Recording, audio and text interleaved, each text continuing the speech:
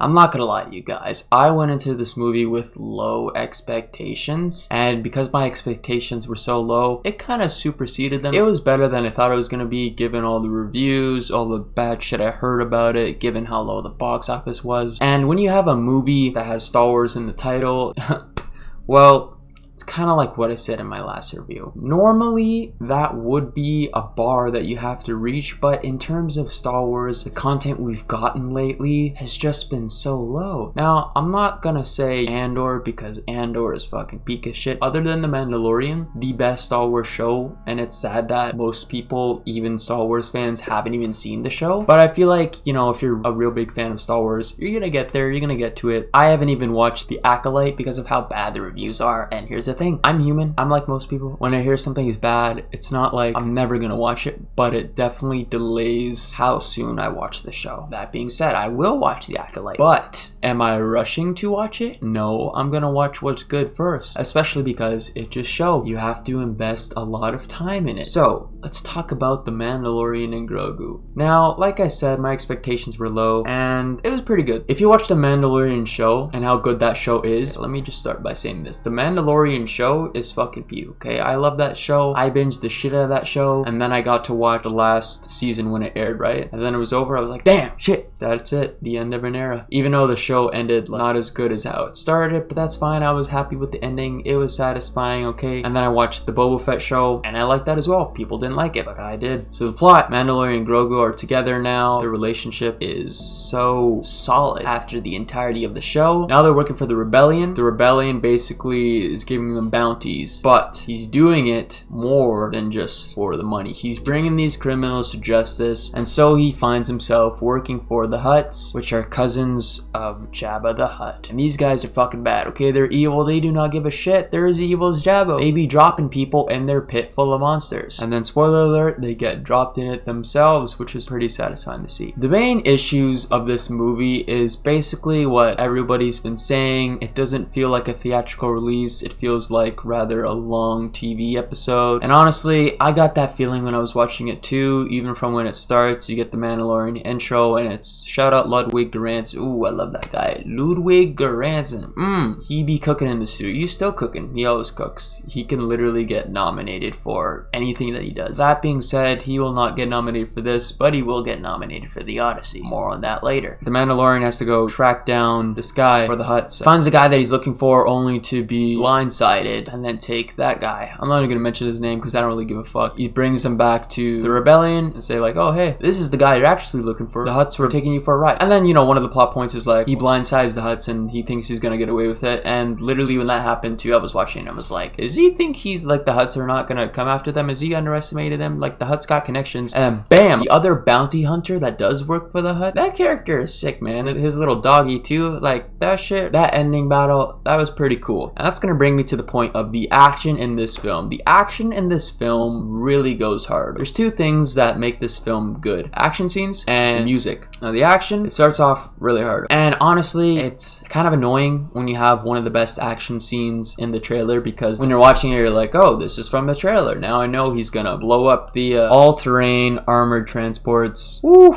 those things are sick, man. So when Mandalorian was able to take it down just by like blowing it up, basically throwing a grenade and that shit and then flying away, I was like, okay, this movie's gonna be pretty good. There wasn't any particular point in this movie I was like, oh, it's bad. Well, it's more than watchable. At some points it's enjoyable, especially the part where Mandalorian's escaping. I'm not gonna lie, Chad, I was thinking like, holy shit, is he gonna fucking die? But no, the movie did not have the balls to kill off Mando. And then the scene where Grogu has to take care of him, that was pretty cute, you know? Grogu was very cute in this movie, as he was throughout the entire show. There's never a scene when Baby Yoda is cringe, or he's doing too much, or he's unenjoyable to watch. Every time he's on screen, he's really cute, and I really like the character. He's a good character in this movie too. So, that's the plot. I didn't really have problems with how the plot unfolded. Yes, it does feel like a show. Yes, they could have added more, but no, you know what? fuck that. Yeah, they could have added more. Because here's the thing about Star Wars. I will say I'm a big Star Wars fan. I like most of the Star Wars films. There's not really a lot of Star Wars shit that I don't like. Most of the content that Star Wars releases, I like, okay? It's enjoyable to watch. It's a big old vast universe. The thing about this movie is that, yes, it could have been larger in scale. There's tons of characters that are introduced in the show that could have been in this movie that they literally don't put in, like Bo-Katan, Boba Fett, Mayfield, Ahsoka, literally any Jedi. The producers of Star Wars don't seem to understand this, but a lot of people watch Star Wars because of the Jedi and the lightsabers, and yet they will just not put them in their movies for some reason, or in the shows. You have Luke Skywalker, you have Ahsoka that's in the Mandalorian show, but do they put them in the movie? No. This is a Mandalorian and Grogu movie, so we can only put Mandalorian and Grogu. First of all, Star Wars can afford whoever the fuck they want, and then they put Sigourney Weaver in it, which I'm not gonna lie, I'm a fan of Sigourney Weaver. I like Aliens, I love Avatar, but the way she's used in this movie is just underused. It's like, who does she even play? Some random colonel in the rebellion during the timeline in Star Wars between, well, I guess they're fighting against the Empire in this one, right? The Empire still, and that's another issue I have with Star Wars, right? The Empire has already been defeated in the old trilogy, so why the fuck are we stuck on this constant timeline where we are fighting enemies, or fighting, you know, subpar enemies within the giant grand scheme of things that's already been fucking defeated? Like, why do we need to be in the same timeline? Why can't the timeline of Star Wars progress forward and forward? Well, that's because they fucking love Darth Vader, they love Luke Skywalker, they love all the characters that are like, oh, these are the popular characters, so we're just gonna stick, you know, it's fine. Like, I liked the Obi-Wan show. I honestly love that they released a show that we got to see Obi-Wan played by Ewan McGregor and Darth Vader played by Hayden Christensen basically duke it out, because I guess the Star Wars producers realized, hey, people really do love Star Wars 3: Revenge of the Sith, and yes, they do. That is my favorite Star Wars movie. How about we create a whole ass show about it? And that show was entertaining. Why the hell is Princess Leia in this show? Why the fuck is the Grand Inquisitor so, oh, that's just, she's just an annoying character. I don't even want to go into that. Let's just keep it about the Mandalorian. So yes, the action in this film is cool. You really feel the punches, and the choreography is pretty good. The way Mandalorian's fighting with the other bounty hunter, that whole fight was sick. Okay, he's a real kick-ass character. I love his little dog. The Mandalorian's a badass. No one can really beat him in a hand-to-hand combat unless, you know, they use gadgets. Mandalorian himself is literally Batman, but for Star Wars, okay? That's literally the aura he has. You don't really see his face. When you see his face, it's Pedro Pascal, obviously, which a lot of people have Pedro Pascal fatigue. I'm not one of those guys. I think he's fine, alright. Like, I like him in most of the projects he's tied to anyways. The music in this film is really good. Ludwig is at the top of his game. He's literally probably my favorite composer working right now, other than Raymond Djawadi and Hans Zimmer, of course. Yeah, like, there's times when Mandalorian's just walking in the city randomly, and then all of a sudden Ludwig comes with his bass, and he's just like boom boom ching the boom the boom ching the boom boom ching the boom. You know what I'm saying?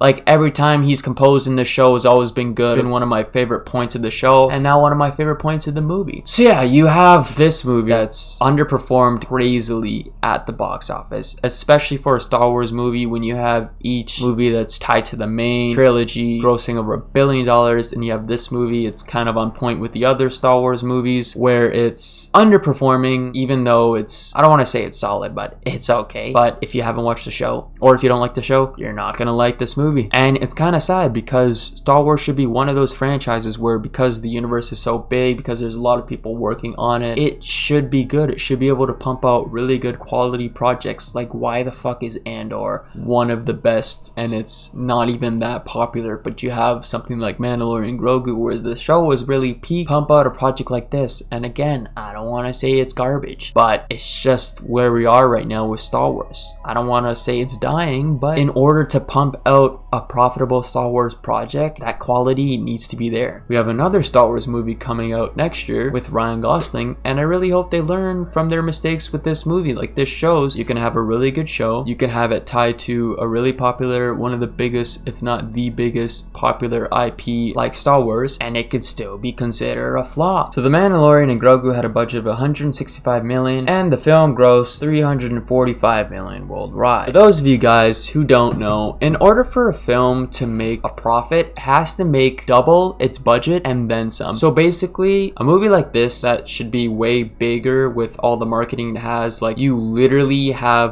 the trailer showing the entire movie essentially, and honestly on its third trailer I was like, oh, this movie ain't gonna be good. I was not rushing at all to see this movie, and even though I was a huge fan of the show, nobody was in a rush to see this movie. And especially if you can't see this movie for free or the benefits, then you're not even gonna pay to see it, you're just gonna wait for it to be streaming. That being said, this movie just broke even. Does it justify to make another one? Well, normally I would say no, but it's Star Wars, and Hollywood, especially Disney, cannot stop with the sequels, with the prequels, with the releasing of IP shit. Like, that's literally all they have. What we're seeing with big budget Hollywood productions, or I should say movies that are actually turning a profit, is video game movies, because the gaming community is so huge, especially now in 2026 when you have so many good games coming out that are being remastered, and people buying PCs, people buying PS5s. The gaming community is bigger, so that same community is gonna purchase a ticket because they have the money to see a movie based on one of their favorite games. The other wave is Hollywood taking a chance on independent filmmakers, you know, influencers that are starting to make their movies once they have the money for it, once they have the budget for it. And then Hollywood or big production companies are now capitalizing off of that. They're seeing, hey, you know, it doesn't really matter how big your name is if you're a director, okay? It matters how good your movie is. Look at Steven Spielberg with Disclosure Day. I thought that movie was gonna be so good, and it just wasn't. I was disappointed. So that's where we are right now with Hollywood. But anyways, that's all I have to say for Star Wars and The Mandalorian Grogu. It's a film that's not really gonna be remembered in the franchise or at all. I had a hard time remembering it, even doing this video, so it will be forgotten. I'm sorry, but they did it to themselves, Star Wars. Make better fucking movies. I hope you guys liked the review. I'll see you guys in the next one, and that's it. Bam!